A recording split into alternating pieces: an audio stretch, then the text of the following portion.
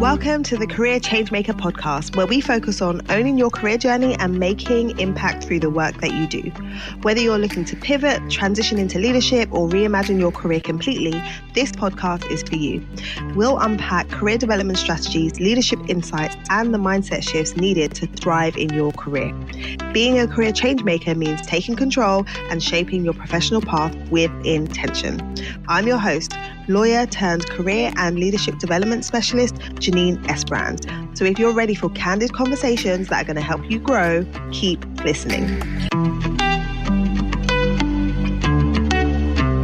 Hello, and welcome to the show. Today we're going to talk about a very important but often underutilized tool that you should be using to help you grow and advance in your career. And that tool is LinkedIn. LinkedIn's one of those platforms that many people don't really know how to fully leverage. But those that do recognize that it's an absolute goldmine when it comes to your career growth and development.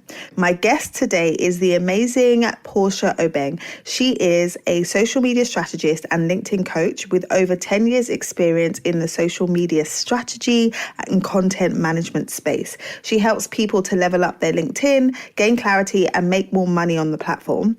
And she also helps organizations to transform their employees into LinkedIn superstars who can advocate for their company, amplify company brand messaging, and attract top talent. So in my conversation with Portia, we really break down how to simplify your approach to LinkedIn and make sure that you feel comfortable and confident using the platform. If you know that you haven't been fully utilizing LinkedIn, lean into this episode, go and grab your notebook and tune in to my conversation with Portia.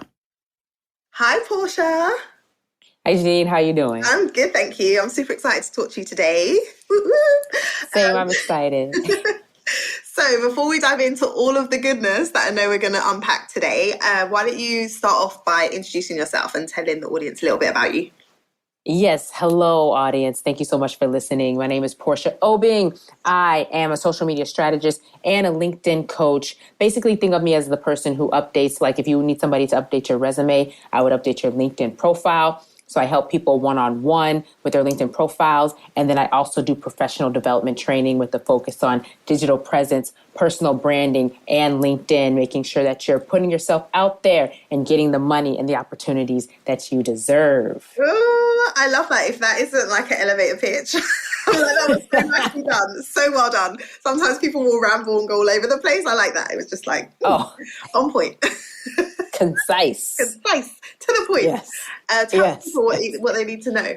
All right. So this is what you do now, Portia, but tell me a little bit about your career journey to this point. Like what led you to be the LinkedIn person, that's helping people in this way? Where did you start? Yeah, I mean, I've always had different side hustles, which is so funny right now because one of my first jobs out of college was at Target Corporation, which has been in the news a lot lately. And it was literally the worst place to be. And because I could not stand my job, the work culture was terrible. It was a very racist place. So when they talk about rolling back DEI, I'm just like, where was it to begin with? Well, that's a whole nother conversation because I didn't know where the DEI was. Right. I was looking for it. But anywho, because I couldn't stand my job so much, I started doing side hustling. And that's kind of like what kicked off my pretty much my experience in social media, where I started doing writing for a local publication, and you got paid by the number of views that you got on your articles. So I had to promote my articles using Twitter and Facebook. So that's kind of how I learned how to use social media. Wow. Right. So your day job wasn't to do with marketing at all? Was it similar, or were you doing something completely different? My day job, I was what they call a business analyst. It's the person who orders the products to be on the shelves at Target. Mm-hmm. So I live in Washington, D.C., and there's never stuff on the shelves because it's just like a rapid, you know what I mean? Like it's in the city, it's hard to keep things on the shelves, but I did seasonal decor stuff. Okay. And so, I mean, it wasn't to do with marketing. They marketed it as a job that had something to do with marketing, but they were liars. I love it. She's like, they lied. They were not even they lied. They were liars. They were liars. Yes. So this is awesome because I think sometimes when we think about side hustles or doing something else in addition, people assume that you have to have the skill set or it's going to take a long time for you to learn it. But I love that you started something, realized that there was a skill set that you needed, and then you just got into it, practiced it, and then built from there. Yeah. It's like that's what it was. Yeah, that's basically what it was. Yeah, it's like Yeah. I feel like often, particularly clients that want to transition, they overthink the getting started bit. And I'm like, you just got to test. You just got to get out there. You just got to do it. Like I remember when I first started my business, I built my first website myself. I had no idea what I was doing, but you learn as you go, right? And so it's just do the things. Yeah, and also I was just so young at the time, so it was very easy for me to just get started without having a lot of fear about, like, what if this doesn't work?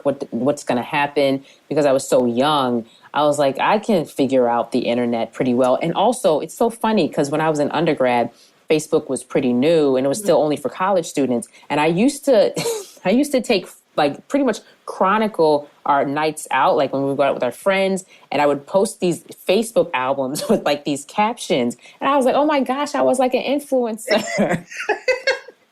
Before it was a thing, you were doing it. Before it was a thing. People used to wait for these albums to come out because I would just go. I mean, it was just like funny things that I saw, taking pictures, doing the captions. So I learned how to use Facebook well. And then Twitter was easy back in the day of how to use that. And then, yeah, like you said, just getting started and learning along the way.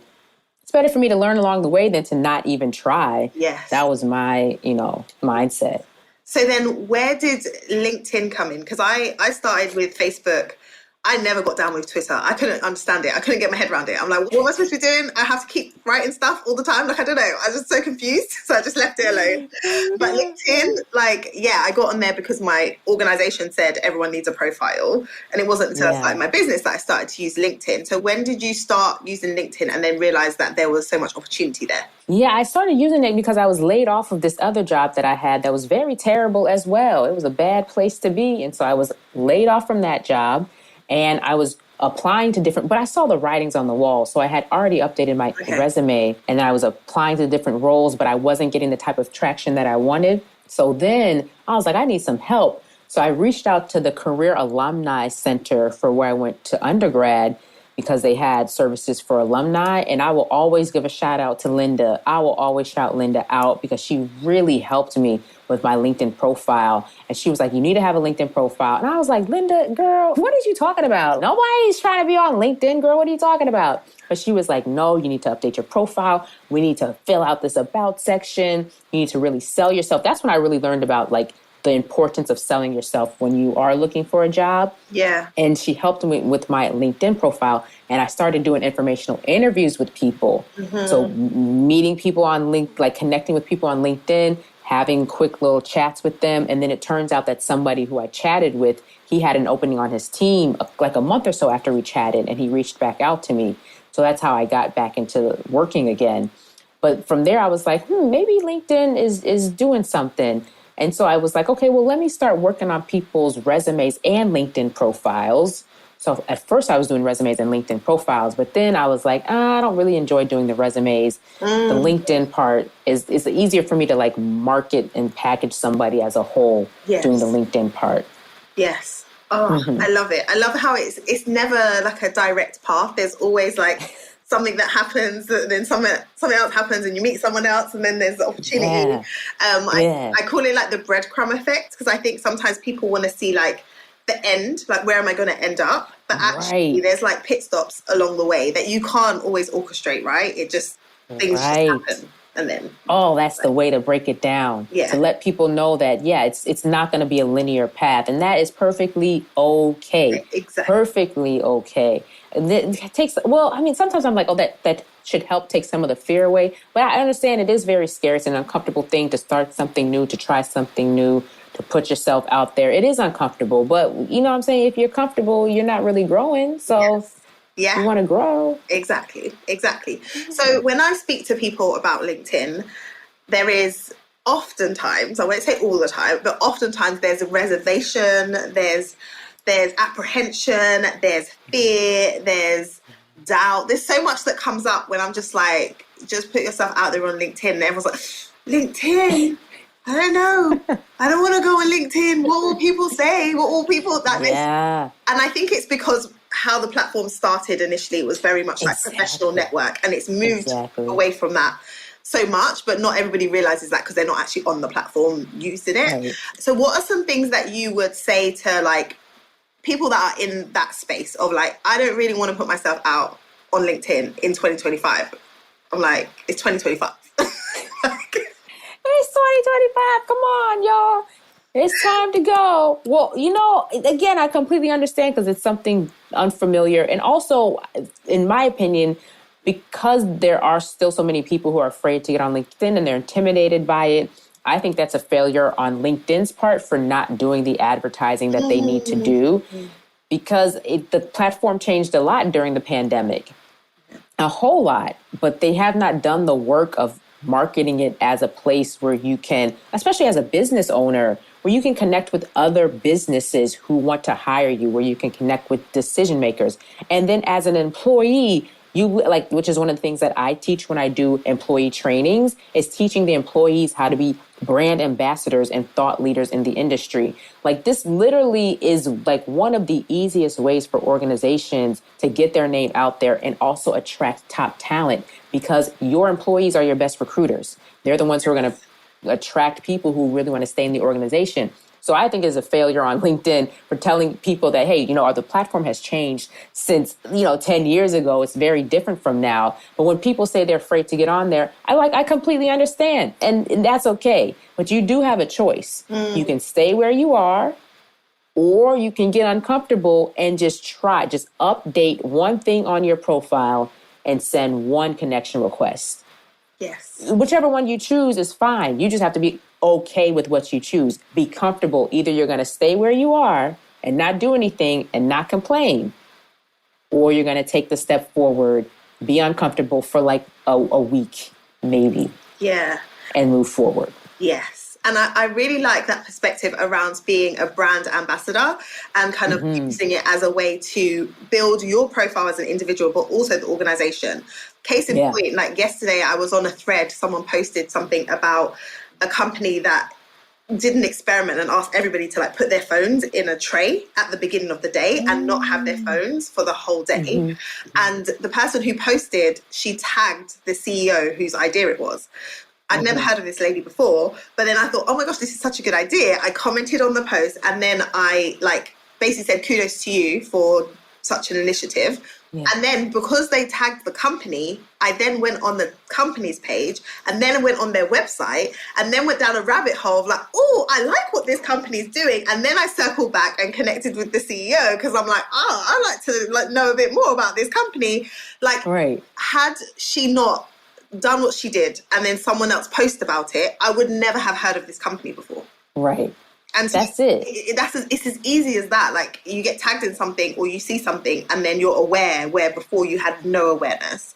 Right. And so as an individual, you can be that ambassador, and then your company is going to look at you differently, be like, oh, you're actually helping us to build a positive, like PR. A reputation. Yeah. A positive reputation. Yeah, because think about, like, if the company themselves had posted that, you would be like, okay.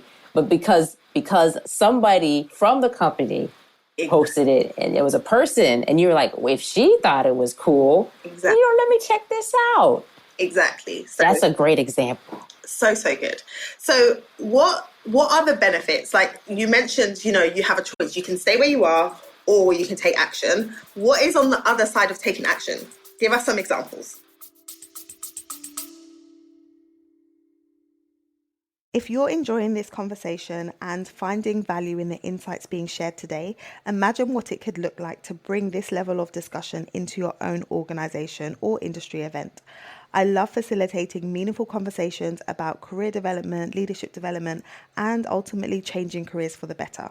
I'm available to host roundtable discussions and panel discussions that spark new ideas, drive engagement, and create real impact. So whether it's for your leadership team or a company event, I can bring the right blends of expertise, curiosity, and connection to make your discussion impactful and fruitful.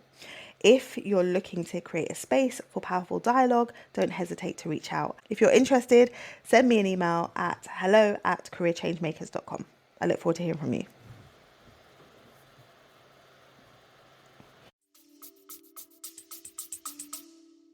Oh, so many opportunities for you, honestly, the opportunities are endless depending on what it is that you want to achieve in your career or if you're a business owner. I have one of my favorite clients. She's my LinkedIn bestie. She came to me when she knew she was very intentional about, hey, I want this promotion. Shout out to Brittany Johnson. She's my LinkedIn bestie. She said, I want this promotion. I want to gain visibility inside the organization. And so we worked together. We revamped her profile, and she's already a great content creator. So she started creating the content. And she just has fantastic content. So she was able to increase her visibility within the organization by being active on LinkedIn and talking about the things that were happening within the organization, the projects that she was talking about. And then within that role that she had, they worked with a lot of different local businesses. So she's making the local businesses look good, making her employer look good. So obviously she attracted the attention of, the decision makers within the organization. So she got her promotion, which was great. But then from there, now, Brittany's out here really doing things because she's such an expert in marketing and branding. She's been invited to speak on panels, to speak at different conferences. So you can go that route if you want as an employee. You can use LinkedIn to help you strengthen your personal brand, to get the promotion inside the organization. If that's what you want, that's perfectly fine. Do that, or maybe increase your visibility within the organization.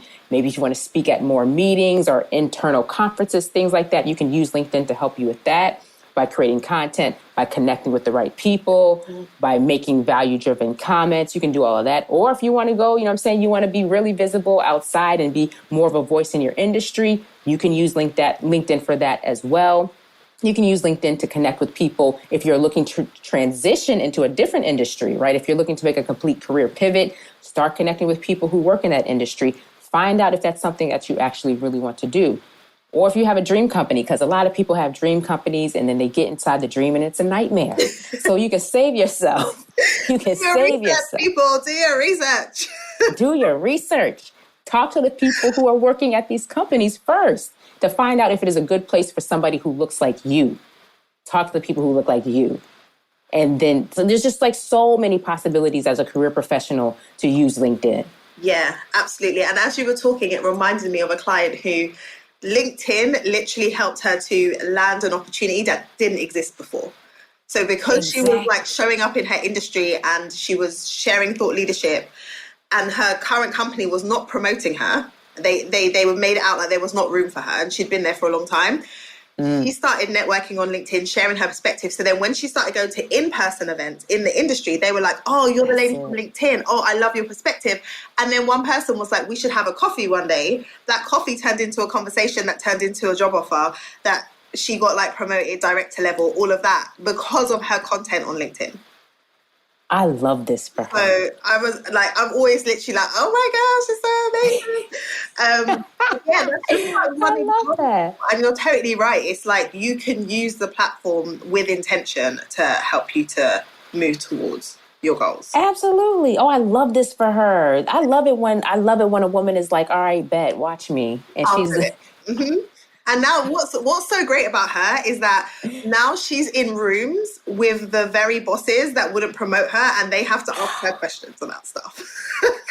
That is that's like a movie scene. Right? That's like a written like a movie. It can't get better than that. Thank you, LinkedIn. Thank you so much. That's wonderful. I love it. So good. So good. I think that being intentional about it is important. The thing that trips people up initially, right, is okay, where do I start? They haven't got a profile, or they've got a profile that doesn't have any picture or banner or whatever.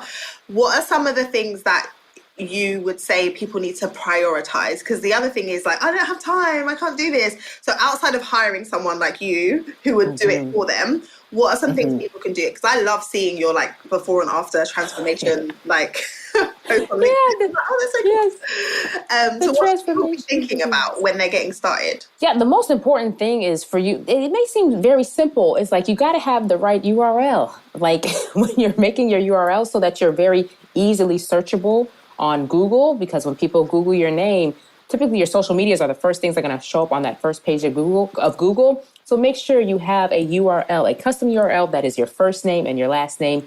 If that's already taken, add a middle initial in there, or you can do your last name and your first name. Just make sure your name is in there without all those extra numbers that come at the end. Yeah, get rid of all of those. And if you have an advanced degree, you can put that in your URL as well. So I could do Portia Obeng /PhD, or like Portia Obeng /MBA, something like that, so that you can help yourself stand out. Get your URL, and then it's very, very, very easy to make a cover photo if you use Canva. Just go on Canva. On Canva they call them LinkedIn banners, but it's the same thing. Your cover photo, your LinkedIn banner. Just put your name on there and like 3 keywords related to the work that you do. Or you can do a tagline related to the work that you do. It'll take you like 2 minutes to make the cover photo. And then I always tell people, make sure you have a profile photo that is true and authentic to yourself. So people know when you see me, this is what you're going to get. If your company doesn't like it, don't invite me. I don't want to be there. Okay. I don't want to be there. No, thank you. I love it. You know what I'm saying? I love it. Like you be very true and authentic to yourself. And then while you update that profile photo, make sure you check your privacy settings to ensure that your profile photo is visible to everybody on LinkedIn. Yes. Because people will sometimes have the setting where it's just their first degree connections, which I still don't understand why LinkedIn has these degrees of connections, but I know. I like, let's all just connect with everybody. Let's fine. just connect.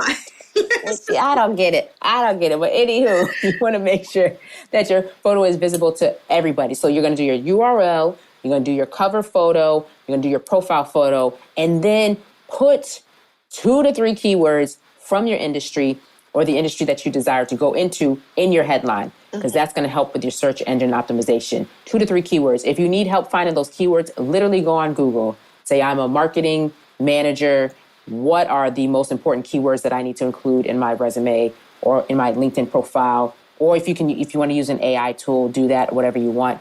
But incorporate those keywords into your headline. It's going to help your profile show up higher in the search results. Yes. I love it. I love it. Yeah. And I think that, like, with LinkedIn and the opportunity, I think people underestimate the importance of prioritizing, like, the personal branding piece, particularly now. Like, we're in 2025. So, like, in your opinion, given all that's going on in the world, why is it important for people to, like, think about you as a individual and a brand outside of your organization and have that? I always say, like, it should be running in parallel, like career management and your focus on, like, your career, where you want to go, what you want to do, alongside whatever it is that you're hired to do, right? Like, both need focus, but I don't think people are always focusing on both. So I'd love to hear your thoughts on why now is a good time for people to prioritize this. Yeah. I mean, I think I learned that first time that I was laid off. I was like, I cannot be out here depending on this one organization for my life. I said, wait a minute, what's going on here? Like, when you develop your personal brand, you make yourself, like, marketable to be able to take your skills to lots of different places. And the key word is your skills. Like, a lot of times we get caught up on what exactly the title is, but we have a lot of skills that are transferable to other different industries. As long as you can market yourself and develop the personal brand as the person who can get the job done based on the skills that you have acquired and mastered through your career, then you can take yourself to a lot of different places. And that's really what's important, is being able to be mobile. It's like you said, these days, girl, you need to be able to leave at the drop of a dime. You need to be able to be like, wait a minute, they acting up. Yeah. Time for me to go. Yes. And have you've already started, right? So it's not like waiting until the moment where it's like, nah, I need a job, or I need a new role, or this is going, like, left, so I need to figure it out. It's like, build it before you need it. So when it comes to network and the people that you're connecting with, but then also when it comes to your brand, so that people know who you are outside of Exactly. where it is that you work. Exactly. Just like the example you gave of your client, for her to be able to go to industry events and for people to be like, oh, like we know you from LinkedIn. That's like the ideal goal. Yeah. And then I think a lot of people also mix up the personal branding aspect with like having to be extrovert and loud and like that's not one and the same at all. Yes. You do not have to be the loudest in the room. You just have to be the most strategic and just understand and know when you can input, certain talking points, certain statistics, certain things like that. So you still become known as the person who like she really knows her stuff on this. Like she really knows what she's talking about. Even if you talk one time every single meeting, but everything you say that one time is like, oh man, like that was a great point. Yeah. Like we need to elaborate on that. I would focus on that more so than just being the loudest person in the room. You don't have to do all of that. Yes. Absolutely. And I think the other thing to bear in mind, particularly when you're getting started, if you're sharing content, is not assuming that if people aren't engaging in the content, they're not seeing it. Because I'm like, I've had people come out of nowhere, send me a message on LinkedIn, like, I've been following your posts for years. I love what you're doing. I now need your help. I'm like, I don't know who you are. Like, I've never seen your name before. Right. Nothing, but they've been following. So I think sometimes you can't, particularly with LinkedIn, like you can't get discouraged because you're not seeing the likes or like it's different from being on another platform. I feel like Correct. If you're on Facebook or Instagram, I feel like LinkedIn, there's a lot of lurkers. There's a lot of people that are in there and they just don't do anything, but that doesn't mean they're not watching and making a note that when I'm ready, when I need that, that's the person I'm going to reach out to. Oh, I love that you said that, because all of my friends who are business owners who do create content on LinkedIn, they always say it's literally the person who I've never heard of who's like the one that's like, all right, I'm ready to book. And you're like, wait a minute, where did this person come from? Lots of lurkers on LinkedIn. So I'd say a lot of the magic on LinkedIn happens in the messages. And it could be the same thing if you're a career professional and you are looking to develop that thought leadership, like you mentioned, and you're like, whoa, how come these people are not engaging with my content? And then all of a sudden somebody will slide into your DMs and be like, oh, we're hosting a panel, in 2 weeks, 3 weeks. Do you want to speak on the panel? And you're like, oh, where did this person come from? Yes, exactly. They've been paying attention. Yeah. So especially for social media, I tell people a lot of times, a lot of those metrics are very vanity metrics. They don't really mean a lot in the grand scheme of things, especially if you are very clear on what your goal is.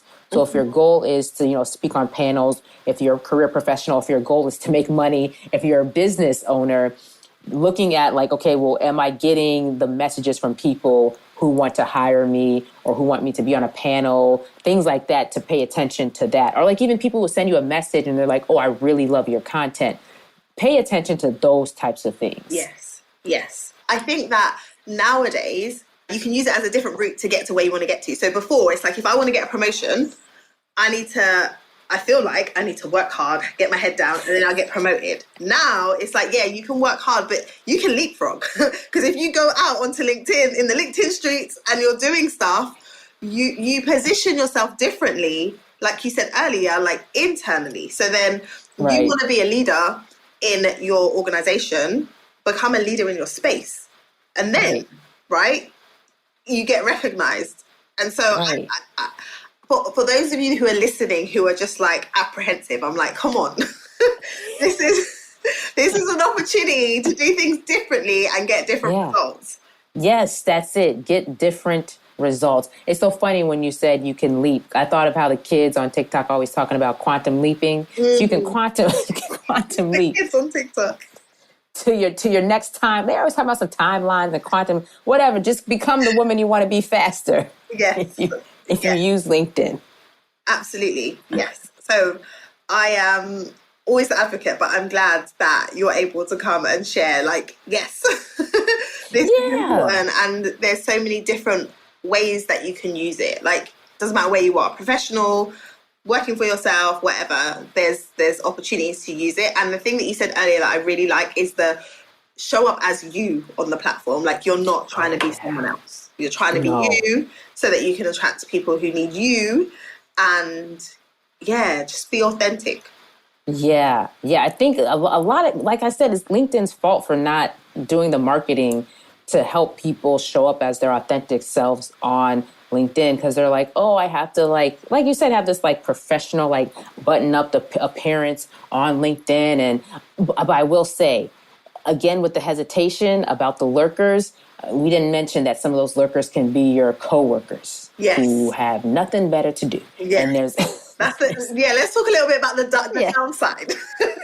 the shadow side of LinkedIn. The shadow side, yes. Because I just thought about that the lurkers can sometimes be your coworkers, which can be uncomfortable, which I completely understand.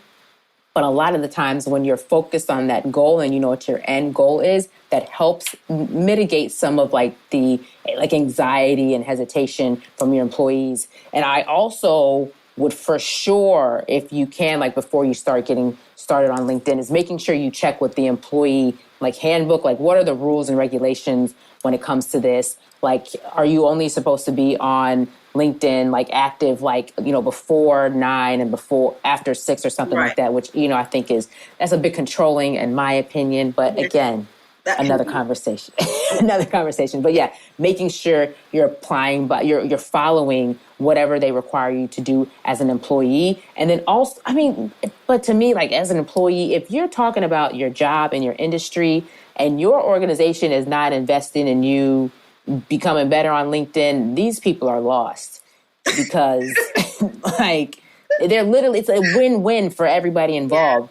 And if your coworkers, if they want to like tell on you or like, I mean, they need hobbies. Like tell them, hey, go find a hobby. You need something to do. You know, but I would say focus on your end goal and don't worry about them. Yeah.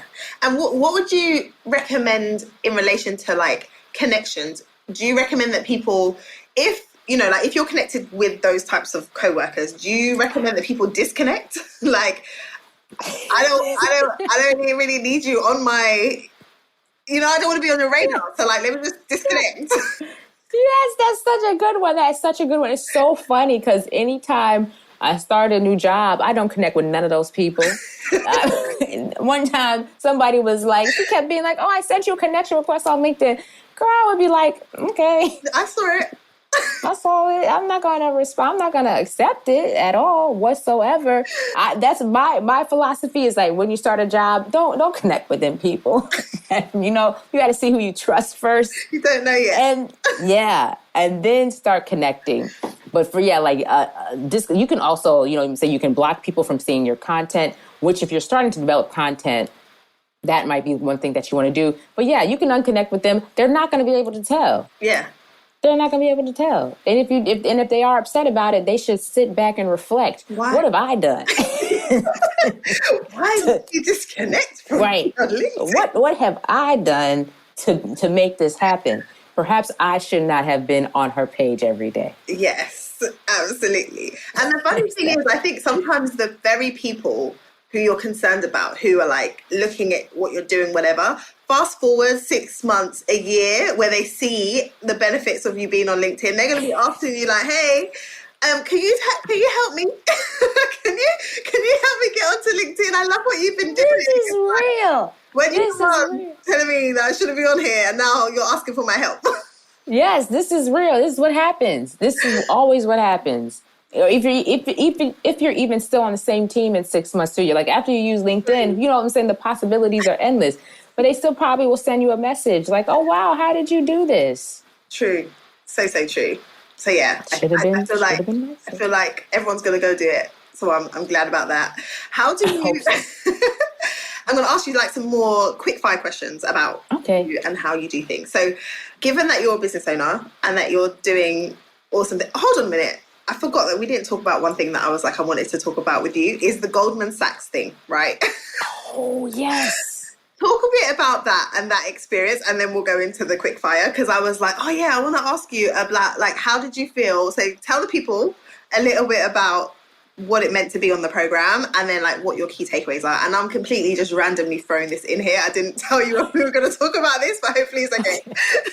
Oh yeah, that's good. Okay, I'll talk about it with you only, but Goldman do not be paying me money Okay. to talk about this program. I'll be like, y'all need, listen, where's my Rihanna? Okay, you better have my money. But so, I love it. so Goldman Sachs, I will give a shout out to Goldman because they are one of the few American companies who are still like, hey, we are still going to invest in Black women because we know that it's so many things about this program to say because it's like a pro and a con because it's like Goldman knew that investing in Black women was a good bet, but then also why is it always on Black women to be the good bet? You know what I mean? Like it's the pros and cons to that. But with this program that they have, it's a rapid accelerator where you learn a lot of things about how to build and sustain your business, everything from marketing to financials to building customer profiles to doing forecasting,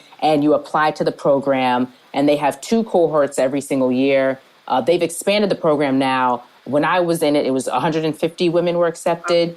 And then now, Nana, my business bestie, when she joined, there was 300 women who were accepted into the program. And you go to New York to the Goldman headquarters, you have an in-person orientation. And then after that, you're doing online courses, top tier teachers from NYU Stern Business School. That's the name of their business school. They're teaching you curriculum. You have homework, but the homework is really to help you in the long run.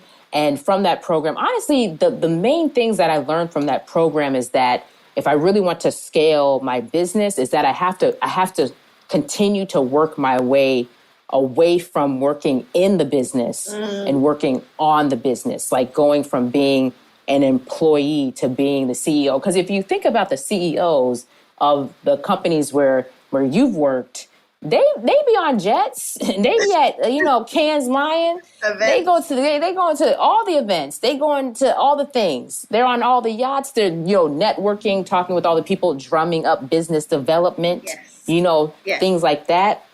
So I really have to implement things and put things in place that can get me away from working so much in the business to working on the business.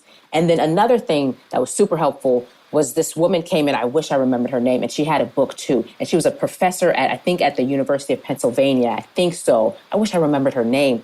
But she told us in The Art of Negotiation, she said that yes is a yes, maybe is a yes, and no is a maybe. Hey, so whenever, right?